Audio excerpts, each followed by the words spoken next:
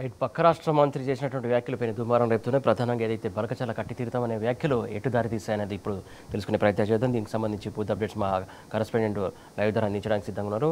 కిరణ్, ఏదైతే పక్క రాష్ట్ర మంత్రి హోదాలో ఉండి ఆయన చేసినటువంటి వ్యాఖ్యలు చూస్తూ ఉంటే ఎట్లా ఉన్నాయంటే నీళ్ళ వస్తున్నాయి కాబట్టి మా రాష్ట్రంలో ఎట్లయినా కట్టుకుంటామనే వ్యాఖ్యలు ఎట్లా చూడాలి, అంటే ఒక ప్రామాణికమైన అంటూ ఉండదా?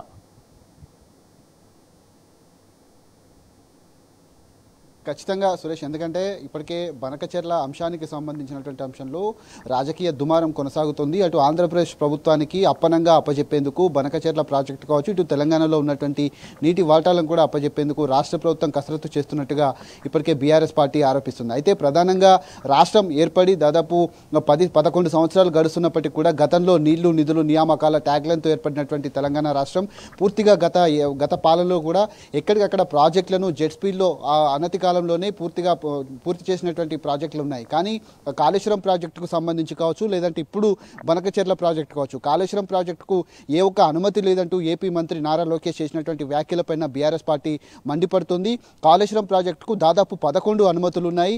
ఆ ప్రాజెక్టును అడ్డుకునేందుకు ఏనాడు కూడా నేను ఆపలేదంటూ కూడా ఇప్పుడున్నటువంటి ముఖ్యమంత్రి చంద్రబాబు నాయుడు ఎవరైతే ఉన్నారో తాను కూడా 7 లేఖలు రాసినట్టుగా ఇప్పటికే బీఆర్ఎస్ పార్టీకి సంబంధించి ఆరోపిస్తున్నటువంటి పరిస్థితులు కనబడుతున్నాయి. బనకచెర్ల ప్రాజెక్టుకు సంబంధించి ఇటు ఏదైతే సముద్రంలో కలిసేటువంటి నీళ్లను వాడుకుంటే తప్పేంటి, బనకచెర్ల ప్రాజెక్టు వల్ల తెలంగాణకు ఎలాంటి నష్టం కలగదంటూ తాను చేసినటువంటి వ్యాఖ్యలను కూడా తీవ్రంగా స్పందించారు మాజీ మంత్రి హరీష్ రావు. దీనికి సంబంధించినటువంటి అంశంలో కూడా బనకచెర్ల ప్రాజెక్టు కట్టడానికి ఎక్కడా కూడా అనుమతి లేదు.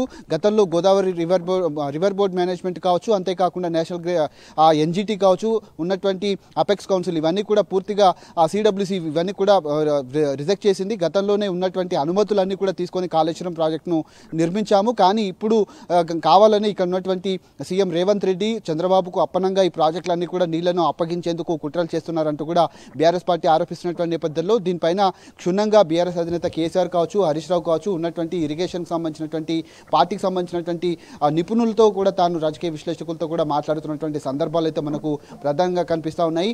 ఇక్కడ ఉన్నటువంటి నీటి వాటాలు కావచ్చు, దేనిపైన కూడా కనీసం మాట్లాడినటువంటి సీఎం రేవంత్ రెడ్డి ఇప్పుడు తన గురువుకు చంద్రబాబు నాయుడుకి నీటిని అప్పచెప్పేందుకు అటు కేంద్ర ప్రభుత్వానికి పూర్తిగా సహకరించేందుకు కూడా తాను కుట్రలు చేస్తున్నట్టుగా తెలుస్తుంది. ఇప్పటి వరకు 50 సార్లు తాను ఢిల్లీకి వెళ్లారు. కనీసం బనకచెర్ల ప్రాజెక్టుకు సంబంధించి మొన్న జరిగినటువంటి ఇరు సీఎంల సమావేశంలో కూడా ఆ అంశమే ప్రస్తావనకు రాలేదు. ఆ అంశాన్ని ఏ విధంగా తాము ముందుకు తీసుకెళ్తాము, ఖచ్చితంగా దాన్ని అడ్డుకుంటామంటూ కూడా తాను చెప్పారు. కానీ అక్కడ ఉన్నటువంటి ఏపీ మంత్రి ఎవరైతే ఉన్నారో ఏపీ మంత్రి కూడా దీనిపైన ఒక కమిటీ వేసిన తర్వాత సాధ్యాసాధ్యాలపైన కూడా పూర్తి స్థాయిలో ముందుకు వెళ్తామని కూడా చెప్పారు. అసలు అంశమే చర్చకు రాలేదు, కానీ ఇప్పుడు కమిటీ ఏ విధంగా వేస్తారంటూ కూడా ఈ కామెంట్స్ కూడా బయటకు వచ్చినటువంటి పరిస్థితులు అయితే మనకు కనిపిస్తూ ఉన్నాయి.